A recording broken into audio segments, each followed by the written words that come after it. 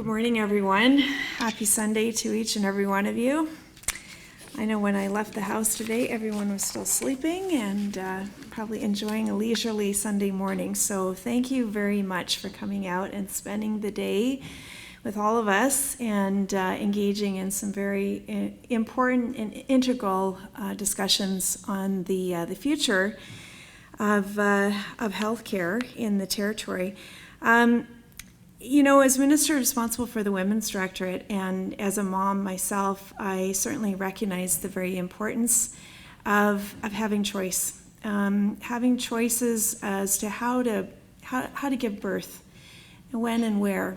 And I think that, you know, being in the Territory, we have a number of dynamic challenges, but also opportunities to come together and work as a collective to identify solutions. And that's really what today is all about.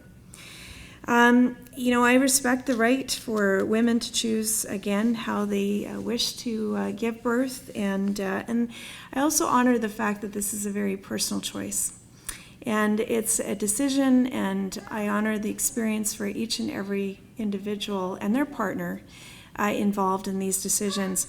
You know, in 2014, I had the Women's Directorate. They did some research on this. Vital Statistics reported about 386 births in the Yukon. And there have been some 91 home births between 2002 and 2014, which translates to an average of 7 home births per year, give or take. We certainly know that women in the Territory are very much interested in a variety of options to be able to give birth to their children in their communities. And certainly the importance of that pre- and postnatal care in our Territory. And it's not only true for people here in Whitehorse. I'm from Watson Lake. I was born and raised in Watson Lake back in the day when we had actually a 2-room hospital.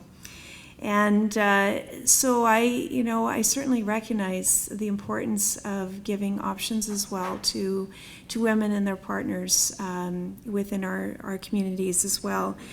Many of you will also be very familiar with the work of the Victoria Faulkner Women's Centre and how we partnered up with them a number of years ago to develop a safe place for them to be able to it's the Rural Pregnant Mother Suite, in fact that's what it's called, which is still receiving and hosting community families in order for them to facilitate their births here in Whitehorse as well. So, you know, our purpose in all of this is that when it comes to reproductive choice and health, it's an essential aspect of women's equality here in the Territory and beyond. And improving access to high-quality reproductive sexual health services in our Territory is a fundamental value. It's important. And for that, I want to say thank you to the many organizations who are represented here today. I want to thank all of our respective healthcare practitioners in the room today and really recognize the dynamic mix of individuals here. And that's what today is all about. It's about really coming together, as Minister Nixon had just said, to really share best practices, experiences from other jurisdictions and how they've been able to introduce midwifery and how they've been able to regulate it and what that looks like, the challenges and the opportunities. There have been, and we're very familiar, I know I have met on a number of occasions with the Yukon Community Midwifery Association, and it was about a year ago that we sat down with the association and they actually came up with this idea, this fantastic idea of having a symposium, of actually having peers to peers from other jurisdictions and speaking with individuals here on the ground and being able to collaborate and deliver how it's being practiced in other jurisdictions. So I would just want to say kudos to the association for their leadership in coming together and working with the Department of Health and working with the Women's Directorate, working with YRNA, working with YMA and many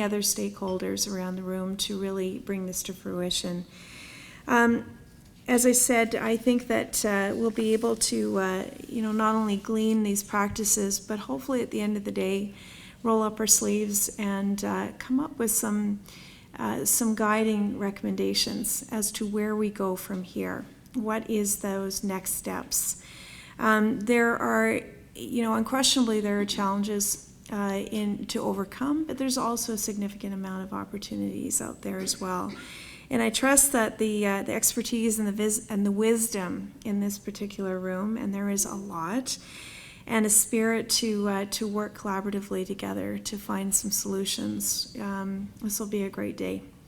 So I look forward to hearing the next steps, and I want to thank the association for the opportunity to say a couple words here today, and how we're really very pleased to be able to help sponsor this, but thank you for the hard work in organizing this work, and to the Department of Health and Social Services for their integral role in going forward. Thank you, everyone.